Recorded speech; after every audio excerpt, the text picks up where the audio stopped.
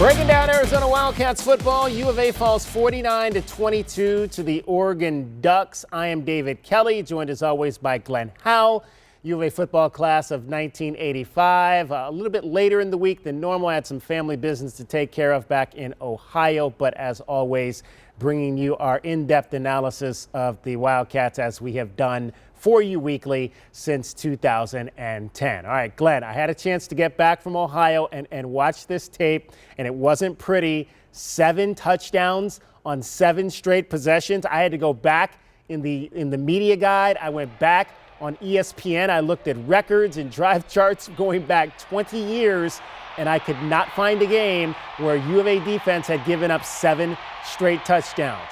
Found a couple of 6s. Recent years, 2015, 2018, found a couple of instances where they'd given up 6 touchdowns in the first 7 drives of a game, but never 7 straight. And there's some issues here with the linebackers. I don't think they can be fixed this year, Glenn, because they simply don't have the personnel, and we've seen it through 6 games because, and I count Hunter Echols as a linebacker. Johnny Nansen has only essentially played 4 guys. Yeah, I just don't think they're going to play the other guys. Where's Dante Smith? Where's some of the other guys? I mean, you don't even see them playing. So they're going to roll the dice with these guys.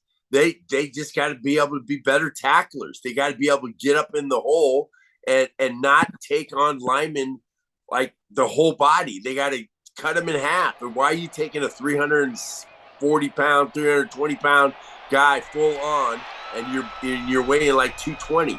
210 at the most, those are some issues that we have to do. It's a technique. There's a lot of missed assignments. There's a lot of things that are going on down there, and we have to correct it if we want to have a chance to win any more games this year. It's important. That's just like coaching and the technique. They got to be able to commit to the technique. Well, and Glenn, there were instances where I just kept asking myself while I watched this game where are the linebackers? Where is Jerry Roberts? Where is Kobe Cage? I mean, Kobe Cage missing a tackle in the middle on the first long touchdown run. Kobe Cage jumping up on a pump fake. I mean, in basketball, they tell you don't jump on the pump fake. Well, maybe that's apparently something we need to say in football too. Don't jump on the pump fake. Keep yourself steady and on the ground so you give yourself a chance to make a play. Those are just fundamental techniques, guys. I mean, Dave, that's just what it is, and we have to get better at that. I just don't see us getting better from week to week. We've been trying to do it every week, but I hope one of these games they're going to put it all together because we're going to go up to Washington. They're going to have plenty of opportunity to learn and see if that technique is working because they're going to run the football. And they're going to be running the football all day long.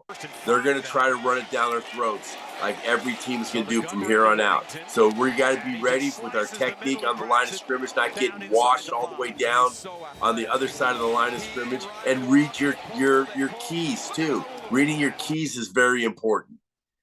Well, Glenn, I think if there's an area maybe they can try to at least, I don't know if it's a fix, but at least they can maybe shore some things up. It's potentially making some changes on the back end of this defense. DJ Warnell, maybe it's a time for him to get in there and give him an opportunity. We've seen that he can make some tackles on special teams. Can he give you that tackling ability in the defensive format? I would think at this point, if they trusted him in coverage, he'd probably already be on the field. And I'm thinking that's probably maybe where he still has a ways to go. But there were plays. I go back to the Knicks, the long Knicks touchdown run the Bo Nix touchdown run in that ball game. I looked up, and the only person out there with a chance to save that play is your cornerback, Christian Roland Wallace. And I'm thinking to me, where is everybody else? Why is Christian Roland Wallace the only person out there that can help you save that play? And you've got to get some people on this defense who can tackle the ball carrier. But I also want to talk about coverage, and I want to talk about one play in particular, and that's this 42-yard play that they hit with Bo Nix hit with Chris Hudson in the second quarter, Glenn. And again, this looks like man coverage off the snap here, Glenn. But quickly you can tell it's zone because it appears that Jackson Turner and Gunnar Maldonado are handing off their receivers to the backside here. And Stukes, though, who is playing outside leverage here, I think that's a lot to ask him to try to make up on this inside receiver. What do you think happened on that play? Because to me, it looked like Jackson Turner should have taken that receiver all the way down the field. He didn't, handed it off, and now you're asking the outside corner to come all the way across inside this seam to make a play there. I think that that was a blown coverage. I think they were probably going to man that up and take the guy. He's going to take him on the hash and make sure that he had that guy. But that's the thing. It's assignment and alignment, missed assignments. That's what we've been doing. And then on the offensive side of the ball, we're doing that all. I mean, it was just too many times where a guy was in front of us. We didn't even block the guy. And he went free into the backfield. We got to be able to make the calls, and we got to be able to be a little bit more football IQ and understand what's going on and understand, we got to be protected of the guy that's closest to the ball carrier, and that's the guy inside of you. And we're just not taking those different kind of rules that you have as basic football rules. Well, and Glenn, I want to show this one play on offense here. This was early in the ball game, 2nd and 8 from the Arizona 27.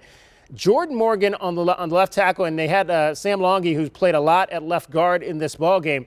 They basically on this play just let DJ Johnson through, and he tackles DJ Williams for a 3-yard loss. It almost looked like they were releasing on a screenplay, but that wasn't what this was. What did you see on this play here? It looked like a missed assignment. It's just a total missed assignment. They might have been running screen when they were supposed to double team and get that guy on the outside, or even just fan those guys and take the guy on the outside and then the corner came up and there was a guy outside, and Jordan I don't think was even covered. So they have to be able to know and understand what the concept of the play is, and we're just seeing too many of those mistakes happening.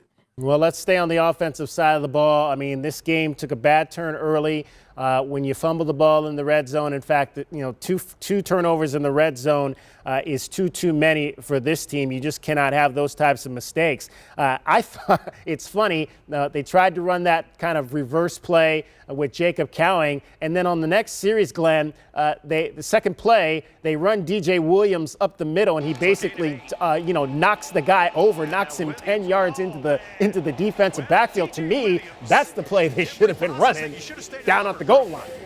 Yeah, I just don't think it's my opinion, and I just don't think we need to get fancy down there. Down there, you just got to go, you know what? We're coming at you. We're going to run the ball downhill. That's what we do with DJ and we do with Coleman. Let's just do it and run it downhill and make them stop us. That's what we have to do. We can't get fancy down there and we just got to play the basic football and hard nose and just run the ball. Because I knew we could run the ball. We did run the ball pretty well in that game. We could run the ball, but we had the plays that we got knocked in the backfield were just missed assignments. They weren't like they just beat us. It's just the missed assignments. So if we clean that up, we can have I think we can have a really good run game.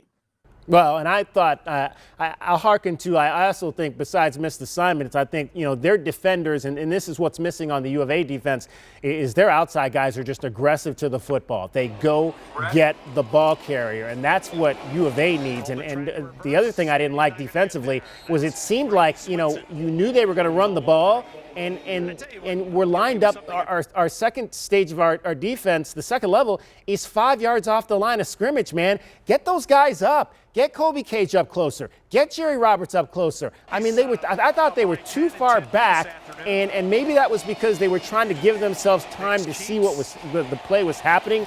But with a team like Oregon, that's too late. Yeah, it just happened too fast. They had some really intricate plays that they pulled left guard, right tackle one way, and then they pulled the other guard and tackle the other way. So they were doing, so the guys were like thinking, oh, it's going to go counter this way, it's coming this way, but they were running the play the other way. So we didn't figure that out. We got to be able to figure that out because they did it a couple times. Bo Nix's long run, that's what they ran that same play. They pulled the right tackle and the left tackle, the right guard and the right tackle one way, and then they brought the left guard and the right tackle the other way, and they led down the field. And we got to be ready for that. We just really got to be ready for that.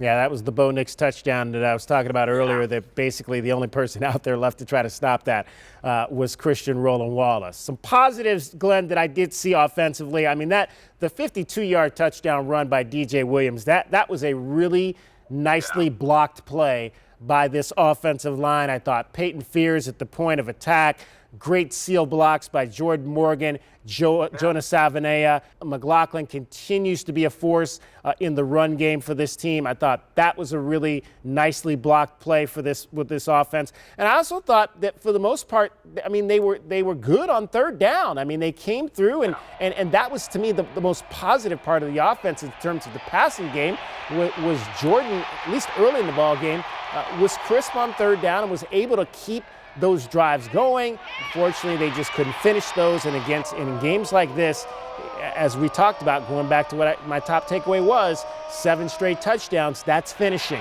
And the Wildcats just aren't at that point where they can finish like that in a game like this.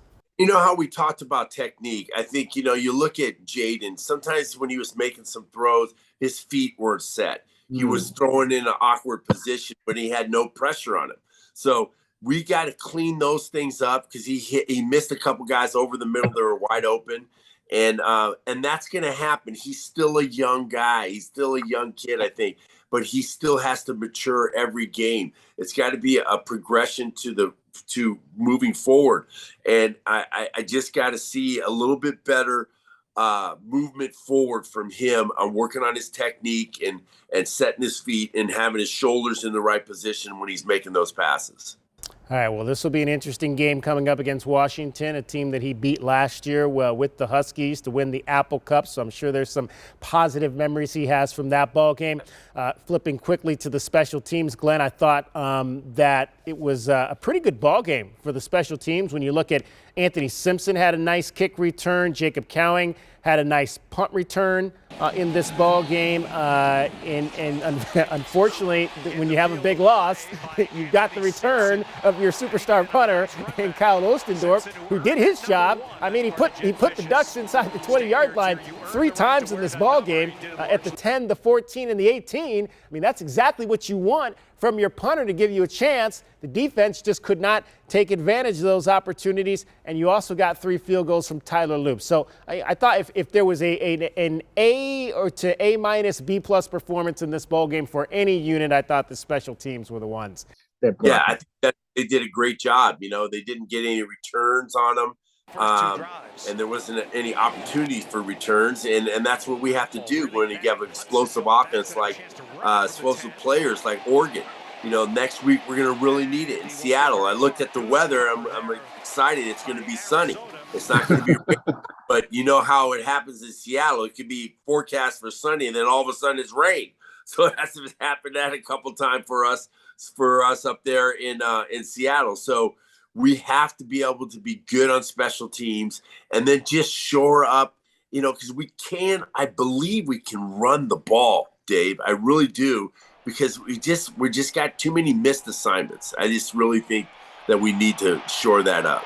Well, I think the running game to me is up and down. They'll get a good, they hit 2 big ones in that game against Oregon, but it's all those little ones that they don't hit, and there just seems to be more of those than you're getting positive runs. And I think that's one of the reasons why I just don't know if they completely trust this run game, and they may have to start to try to trust it a little bit more moving forward.